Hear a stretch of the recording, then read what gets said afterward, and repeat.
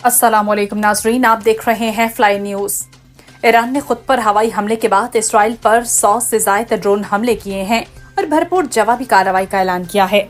Iran ने Israel पर 100 से ज्यादा ड्रोन्स के जरिए जारहाना रद्द-ए-अमल का आगाज किया है, जिन्हें एक सख्त सजा के तौर पर पेश किया जा रहा है। ये ड्रोन हमला इसराइल के तवील फासले तक पहुंच चुका है और इसराइली फौज ने इनके खिलाफ दिफाई कार्रवाइयां शुरू कर रखी हैं। ये कार्रवाई ईरान के आला कमांडरों की शहादत और जोहरी तनसीबात पर इसराइली हमले के तनाजुर में की गई है। इसराइल ने हवाई दिफाई निजाम को मुतहरिक कर दिया है और अवाम को महफूज मकामात पर रहने और एयर अलर्ट्स पर अमल करने की हिदायत जारी कर दी हैं। इस ताज़ा हमले के नतीजे में मुतादिद ममालिक ने अपनी फ़ज़ाई हदूद बंद कर रखी हैं और इलाके में सूरत हाल इंतहाई कशीदा हो गई है। तेल की बैनुल-अक़वामी कीमतों में इजाफा देखा गया और आलमी बरादरी ने दोनों ममालिक को तहम्मुल और खुददारी की अपील की है।